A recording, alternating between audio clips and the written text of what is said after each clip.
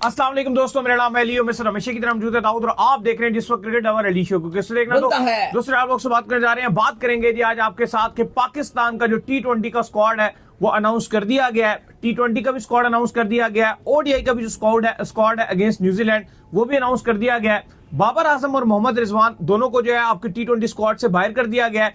अलबत्ता ODI squad में जो दोनों मौजूद हैं, बेसिकली आकिब जावेद जो है वो आए हुए थे और जो बात हमने उनसे की भी थी, आपको याद होगा कि जब प्रेस कॉन्फ्रेंस थी आखिरी बार उनसे डायरेक्ट जाके पूछा था कि मोहम्मद अली का बताएं, आकिब जावेद का बताएं, चांस मिलेगा।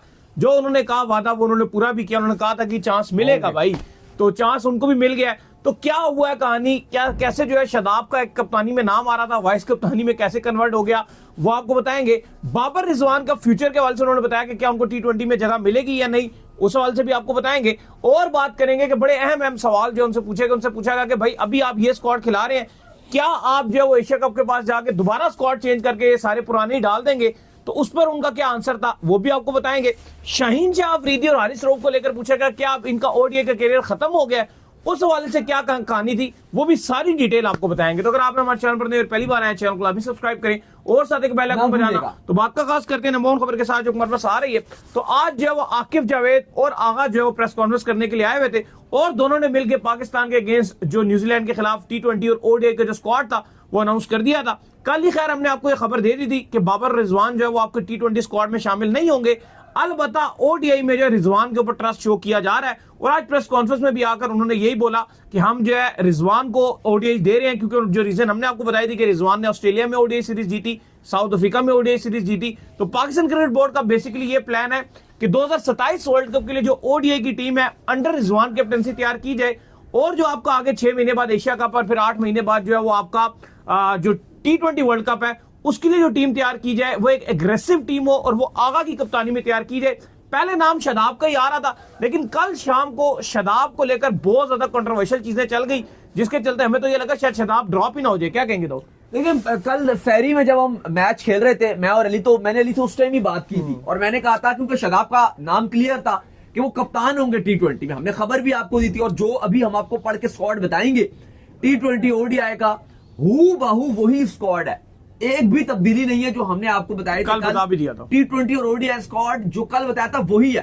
तो ये कैसे हो सकता है कि जो हमारे जराये ने हमें स्क्वाड दिया सेम टू सेम वही स्क्वाड हमने कल आपको बता दिया, लेकिन जब आज दोपहर का टाइम आया तो खबर आ गई कि शादाब को कप्तान अनाउंस नहीं किया जा रहा। कल से बहुत कंट्रोवर्सी। तो मैं वही बता रहा हूं, मैंने अली से सहरी में ये बात की कि शादाब अब कप्तान नहीं बन सकेंगे क्योंकि जो माहौल बन गया वो तब्दील किया जाएगा और इसलिए सिर्फ ये चीज तब्दीली की गई। इन्होंने ये किया कि शादाब को कप्तानी से हटाया और उसके बाद उसका नाम वाइस कप्तानी में डाल दिया। वो एक पॉडकास्ट का क्लिप निकला है जिसके अंदर जो है ना वो पूछा गया जी शादाब से, एंकर पूछ रहा है शादाब से कि अगर आपको T20 कप्तानी मिल गई तो आप एक्सेप्ट करेंगे? उसमें शादाब ने कह दिया हाँ मैं एक्सेप्ट करूंगा। तो इसमें उन्होंने गलत क्या कहा? मतलब वो कहते हैं मैं नहीं एक्सेप्ट करूंगा, कुछ समझ नहीं आई लॉजिक। वो एक चलाना शुरू हो गया, कुछ पूरे सोशल मीडिया में चला दिया, कुछ जर्नलिस्टों ने भी चला दिया, कुछ रिजवान के जर्नलिस्ट है, कुछ वैसे जो आपको पता कुछ किसी को फेवर कर रहे होते हैं, उन्होंने एक इस तरह की हाइप चलाना शुरू कर दी।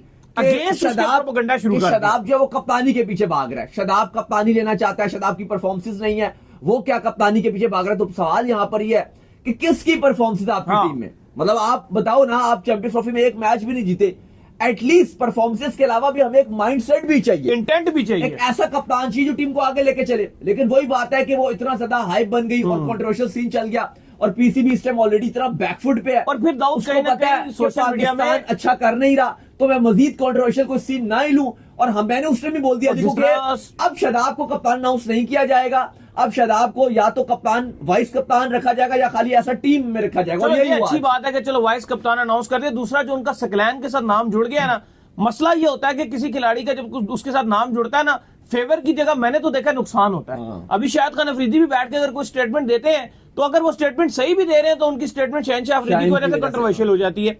अब सकलैन का कोचिंग में नाम चल गया तो सीधा सीधा शादाब का नाम उनसे लिंक्ड होगा कि यार ये तो इनका दमाद है, तो वो पॉसिबल तौर पर इस कोटे के ऊपर आ जाएगा। हालांकि एक्चुअल में हम भी जानते हैं और आप भी जानते हैं, मानते हैं कि शादाब की ओडीआई में कोई परफॉर्मेंस नहीं थी। सबसे ज्यादा बैठ के मैंने और इसने क्रिटिसाइज किया था कि ओडीआई टीम में उनकी जगह नहीं बनती, लेकिन T20 के अंदर शादाब के अंदर एक क्वालिटी मौजूद है और वो ये है इंटेंट की क्वालिटी, जो हमारे पूरी टीम के अंदर मिसिंग थी। और मैं आकिब जावेद को एक चीज का क्रेडिट जरूर दूंगा, 40 मिनट की प्रेस कॉन्फ्रेंस की, उस दिन आखिरी प्रेस कॉन्फ्रेंस भी मैंने उनकी अटेंड की थी।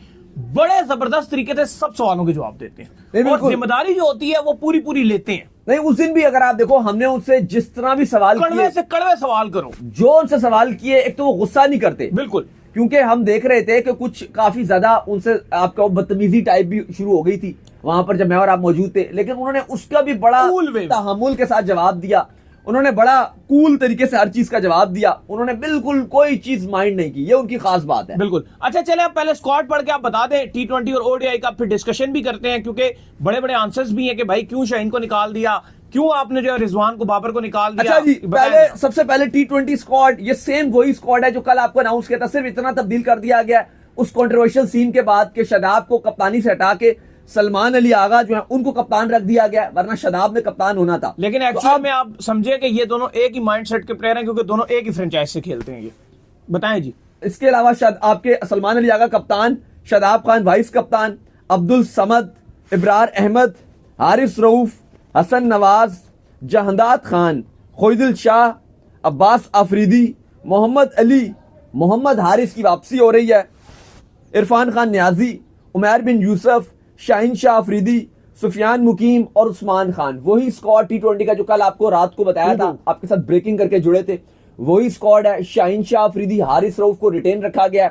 जो आउट हुए हैं उनमें सबसे पहले बाबर आजम का नाम है, मोहम्मद रिजवान का नाम है और इसके बाद नसीम शाह। ये तीन बड़े नाम है जो बाहर हो गए अली साहब। अच्छा बिल्कुल आपने सही कहा, तीनों नाम बाहर हुए। नसीम शाह के बाहर होने की रीजन ये है कि वो T20 में बिल्कुल भी इंपैक्ट क्रिएट नहीं कर रहे थे। बेसिकली जो उनकी बॉल पड़ रही थी वो ODI में 2-3 ओवर के बाद तो उनकी सही बॉल पड़ना शुरू होती है, लिहाजा उनको ODI की तरफ कन्वर्ट किया गया। और दूसरी जो आपने बताया जी बाबर और रिजवान के हवाले से, तो ये सवाल भी हुआ कोच से कि भाई आप बताएं बाबर और रिजवान को किस बुनियाद के ऊपर जो है ड्रॉप किया गया। तो इस पर उन्होंने कहा कि हम अब एक नए माइंडसेट के साथ जो है जाना चाह रहे हैं, मॉडर्न डे क्रिकेट जो हम खेलना चाहते हैं, और यही हमने जो टारगेट है वो हमने आगा को भी दिया है, क्योंकि जो आने वाली टीम्स हैं आपके मध्य मुकाबिल अब T20 के अंदर 200 एक नॉर्मल स्कोर हो गया है। तो हम 200 के इंटेंट से जो है ना बेसिकली हम खेलना चाहते हैं कि हमारा इस इंटेंट से रन हो, इस वजह से हमने बाबर और रिजवान दोनों को इंक्लूड नहीं किया है। और ये बड़ी खबर है, और ये एक बड़ी खबर है कि अब पाकिस्तान मूव ऑन हो रहा है, जो हमने कल भी बात कर रहे थे क्या पाकिस्तान बाबर रिजवान से मूव ऑन हो रहा है T20 में, क्योंकि अब आपको T20 में डिफरेंट अप्रोच चाहिए। अब आपको वो वाली क्रिकेट नहीं चाहिए जो बाबर रिजवान खेल रहे हैं, अब आपको यंगस्टर्स को चांस देना पड़ेगा। 6 महीने के बाद एग्जैक्टली एशिया कप है, फिर T20 वर्ल्ड कप है, तो ये एक बड़ा है। और देखो नसीम शाह वैसे भी आपके पिछली T20 सीरीज में भी नहीं थे। नसीम का सबसे बड़ा इशू ये है कि वो 3 ओवर तक अपनी लाइन को पकड़ने में टाइम लेते हैं, और T20 में होते ही सिर्फ 4 ओवर है। ऐसा ही है। तो जब तक वो अपनी लाइन पकड़ते हैं वक्त गुजर जाता है। अच्छी बात यह कि मोहम्मद अली जो इस समय आपके वाइड बॉल का सबसे बेस्ट बॉलर है, उसको आपने टीम में डाला है। अल्हम्दुलिल्लाह सबसे पहले ये खबर भी हमने दी थी, बिल्कुल कोच से डायरेक्ट और सिलेक्टर से डायरेक्ट पूछ कर ये खबर पहले हमने आकिब जावेद और मोहम्मद अली के लिए पूरी कंपेन चलाई थी। बिल्कुल, पहले हमने मोहम्मद अली और आकिब जावेद के लिए पूरी कंपेन चलाई थी, पर आकिब जावेद से भी पूछा क्या अब आपकी फास्ट बॉलिंग इतनी नाकाम हो गई है तो क्या मोहम्मद अली पूछा भी और याददानी भी कराई। बिल्कुल आकिब जावेद को चांस देंगे, तो उन्होंने कहा कि बिल्कुल जी इनको हम चांस देंगे, और ODI में भी देंगे और T20 में भी देंगे। अच्छा दूसरा फैंस का एक बड़ा इंपॉर्टेंट क्वेश्चन होता है, और वो ये भी होता है कि पाकिस्तान जो है ना जब किसी टूर्नामेंट से बाहर होता है तो अवाम को बेवकूफ बनाने के लिए एक टूर्नामेंट के बाद एक नई टीम तो अनाउंस कर देता है, लेकिन क्या टूर्नामेंट जब करीब आएगा तो दोबारा ये बाबर रिजवान ये सारे हमें दोबारा T20 टीम में तो नहीं देखने को मिल जाएंगे। ये सवाल आकिब जावेद से भी पूछा गया, जिसके ऊपर जो है आकिब जावेद ने कहा कि भाई अब जो हमने ये टीम अनाउंस कर दी है, अब इन लड़कों की भी जिम्मेदारी है कि ये जाकर जो है परफॉर्म करें, और आप भी इसको जो है बैक करें। ये जिम्मेदारी उनकी है कि परफॉर्म करें, हमारी जिम्मेदारी है कि हम कहीं ना कहीं इस टीम को थोड़ा सा बैक करें। तो अब जिन लड़कों को अनाउंस किया गया, अगर तो वो मेयार पर पूरा उतरते हैं, जाहिर बात है आपने अब अनाउंस किया है 5 T20s है, उसके बाद भी आपके आगे भी मैचेस हैं, अगर म्यार पर पूरा उतरते हैं फिर तो इन दोनों की वापसी नहीं हो सकती। लेकिन जाहिर सी बात है अगर बिल्कुल ही म्यार के ऊपर ये टीम पूरी नहीं उतरी और बिल्कुल ही फारिग होना शुरू हो गई तो फिर तो कहीं ना कहीं वापसी हो सकती है। आवाजें भी उठना शुरू हो जाती है ना, इधर से उधर से, कोई फलाना जर्नलिस्ट, कोई फलाना मीडिया का बंदा, इनका PR एजेंसी से ऑलरेडी कैंपेन चलाएंगी। तो बेहतर तो ये होगा कि अगर तो ये टीम परफॉर्मेंस दिखा देगी बस, तो उन PR एजेंसीज को भी मौका नहीं मिलेगा। और ये देखो एक हकीकत भी यही है कि अगर आप परफॉर्मेंस दिखाओगे तो फिर आप दूसरे बंदों को आने नहीं दोगे, लेकिन अगर आपने परफॉर्मेंस ना दिखाई तो फिर जाहिर है फिर एक आवाजें भी उठेंगी। लेकिन आई होप कि जो टीम अनाउंस की गई है ना, ये ऐसा नहीं की गई T20 की क्या आप बोलो जी कि सारे यंगस्टर्स डाल दिए, जो मैं पहले भी बात कर रहा था। वो बड़ा मुश्किल हो जाता है कि 18, 19, 19 साल के लड़के डाल दिए।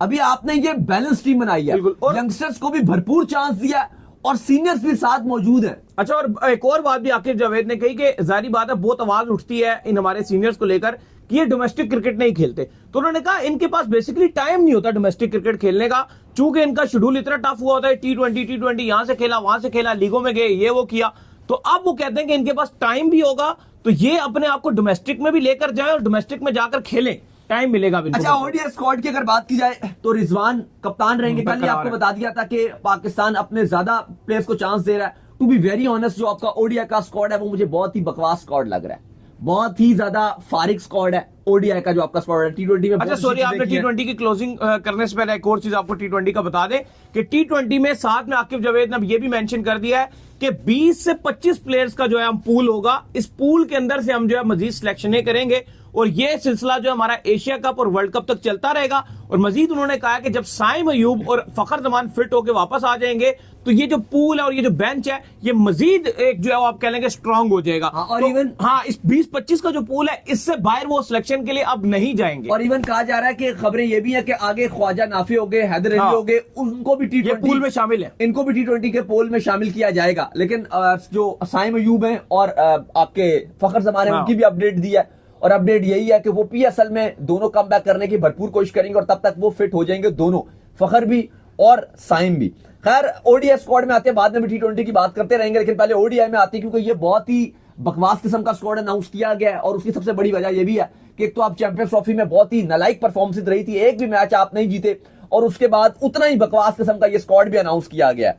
मोहम्मद रिजवान कप्तान रहेंगे, इसके अंदर वाइस कप्तान सलमान अली आ गए, बाकी फिर इसके अंदर अब्दुल्ला शफीक है, उनकी वापसी हुई है। उनके वाले से बताया गया कि यार उनका जो है वो जिस तरह से साउथ अफ्रीका में बुरा पैच चल रहा था तो थोड़ा सा उनको हमने टाइम दिया था ताकि वो इससे माइंडसेट से निकल सके। प्लेयर तो अच्छे टेस्ट में भी रन कर चुके, इसलिए हम उनको इब्रार अहमद है, इसके अंदर बाबर आजम है, फहीम अशरफ को दोबारा मौका दे दिया गया, पता नहीं क्यों रख देते कुछ किया न कराया, न टीम में जगह बनती थी, पहले खेला पता नहीं किस वजह से टीम में। फिर इसके बाद इमामुल हक, बिल्कुल इमामुल हक भी साहब भी टीम में रहेंगे। चलो उम्मीद करते हैं साइम और फखर आएंगे तो इनकी छुट्टी हो जाएगी, लेकिन वही बात है कि जिस तरह से मौका मिल रहा है लग तो नहीं रहा। फिर खुईदिल शाह, फिर मोहम्मद अली और आकिफ जावेद दोनों को रखा गया, ये पॉजिटिव सीन है।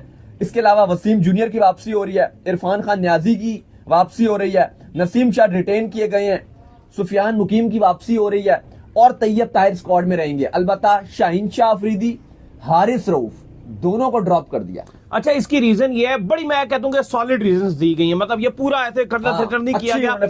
वो क्या है कि ओडीआई के अंदर बेसिकली जो आपके ये बॉलर्स थे हारिस रऊफ और शाहीन शाह अफरीदी, ये इंपैक्ट डालने में नाकाम हो रहे थे। और यही आकिब जावेद ने भी कहा कि भाई ये बिल्कुल भी इंपैक्ट क्रिएट जो है वो नहीं कर पा रहे थे, जिसको हमने देखा कि यार हमें रिवर्स स्विंग मिलती है कराची के अंदर, दुबई के अंदर, और हमें एंड में बिल्कुल भी जो है रिवर्स स्विंग नहीं मिल रही थी। तो इंपैक्ट की वजह से इनको आउट किया गया और जो आकिब जावेद और मोहम्मद अली को लाया गया वो इसीलिए लाया गया ताकि वो विकेट्स ले। और T20 के अंदर आपको पता ही है कि ऑलरेडी शाहीन शाह अफरीदी बेहतर ही कर लेते हैं 2 से 3 ओवर, हारिस रऊफ भी वहां पर जो है बेहतर रहते हैं, वहां पे नसीम शाह का इतना खास रोल नहीं होता, तो वहां से नसीम शाह को बाहर कर दिया गया।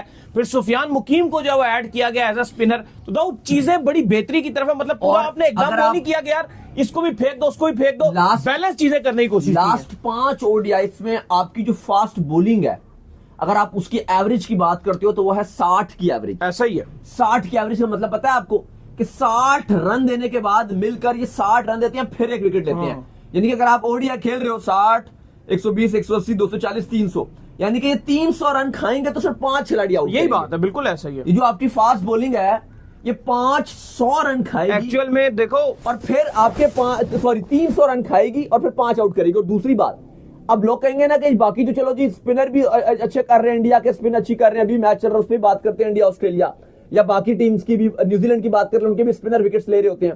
तो भाई फिर आप ये मत भूलिए कि इंडिया 4 स्पिनर खिला रहा है प्लेइंग 11 में, आप तो बमुश्किल 1 स्पिनर खिला रहे हो, 3 आपके फास्ट बॉलर आपकी प्लेइंग 11 में, ऐसा ही है। जिनकी तादाद ज्यादा होती है ना 11 में, अगर तो आपने फास्ट बॉलर ज्यादा खिलाए अपनी प्लेइंग 11 में तो फिर मैचेस भी वही आपको जितवा के ऐसा ही है। अगर आपने स्पिनर ज्यादा रखे हो तो फिर आप मतलब ट्रस्ट कर रहे हो, स्पिन बहुत अच्छा कर रहे हो पूरा, फिर आपके स्पिनर मैच विनर्स हैं। तो अगर आप स्पिनर को चांस ही नहीं देते, ना सुफियान मुकीम को चांस आपने पहले दिया, ना आपने किसी साजिद उमान के साथ ट्राई किया, ना फैसल अकरम को किया। इतना अच्छा कर रहा था वर्ल्ड कप 2023 में, इब्रार को खिला देते कितना अच्छा करता वो। ऑब्वियसली इब्रार क्या, और भी आपके पास बहुत अच्छे ऑप्शन थे, लेकिन आपने वही हरकत की कि आपने स्पिनर को आप चांस नहीं देते। भाई अगर आपको आगे भी एशिया के पास बहुत इवेंट्स आ रहे हैं, ठीक है, जो आपके इंडिया के पास इवेंट्स हैं या श्रीलंका में या आगे बांग्लादेश में, इधर उधर आपको मिलेंगे इवेंट्स, मिल के चलो जॉइंट इवेंट्स होंगे, मतलब को होस्टिंग भी होगी। बात यह है कि आपको ये तैयार करना पड़ेगा कि एक आध स्पिनर आपको प्लेइंग 11 में पक्का रखना पड़ेगा। हुसैन तलत का भी डाउट बताया, आप प्रॉपर ग्रूम कीजिए। अच्छा, हुसैन तलत का भी बताया गया, तो उसके हवाले से सवाल पूछा गया जी इन्होंने बड़े रन्स किए, ये किया वो किया, तो उस पर आकिब जावेद ने कहा कि वो उस पूल का हिस्सा है, हम बड़े करीब हैं उनको सिलेक्ट करने के, वो उस पूल का हिस्सा है, नेक्स्ट टाइम हम उनको भी करेंगे भाई। वो ऑब्वियसली है उसके अंदर। कल भी हम बात कर रहे थे कि जो आपके हुसैन तलत है वो उसके अंदर है। हुसैन तलत हो गए, हैदर अली हो गए, ख्वाजा नाफी हो गए, ये बिल्कुल लाइन में लगे गए थे। एक का तब्दीली की वजह से उनको शामिल नहीं किया गया। बाकी जो एक बड़ी चीज है, जो बड़ी खबर है, वो खाली कप्तानी के हवाले से ही हुई है। स्क्वाड तो वही है जो आपको कल अनाउंस करके बताया था हमने, T20 का भी। बहुत बड़ी बात है, बहुत बड़े डिसीजन लिए गए, वही कल ऑलरेडी ये बड़े डिसीजन थे और हमने वही स्क्वाड आपको बताया था। जो हेड कोच है वो आकिब जावेद को अनाउंस किया गया सिर्फ दौरे न्यूजीलैंड के लिए, सिर्फ न्यूजीलैंड के लिए रहेंगे। वो कह रहे हैं टाइम कम अभी शायद 3 महीने के लिए, वो कह रहे हैं कंटिन्यू करेंगे और फिर उस टाइम आगे है क्या खत्म ना, फिर ढूंढेंगे कोई कोच। तो एक ही महीना है ना बस सीरीज, आगे 2 महीने तो कुछ भी नहीं है। बिल्कुल, वो आपकी PSL चलेगी तो उसमें आकिब जावेद का वैसे भी एक एक्स्ट्रा इनको ड्यूटी दी गई है न्यूजीलैंड की सीरीज की। इसके बाद इनको NCA में भेज दिया जाएगा और फिर आपका PSL चलेगा और उसके दरमियान में Pakistan full time head coach बनाएगा। पॉसिबल नाम आ रहा है कि शायद सकलैन का नाम उसपे आ जाए कि जी हेड कोच के लिए, फिलहाल अभी तक जो आ रहा है। बाकी टाइम में कोई भी तब्दील हो जाएगी उस टाइम बात करेंगे। लेकिन अली साहब बैटिंग जो कोच है वो आपका मोहम्मद यूसुफ को लगा दिया गया।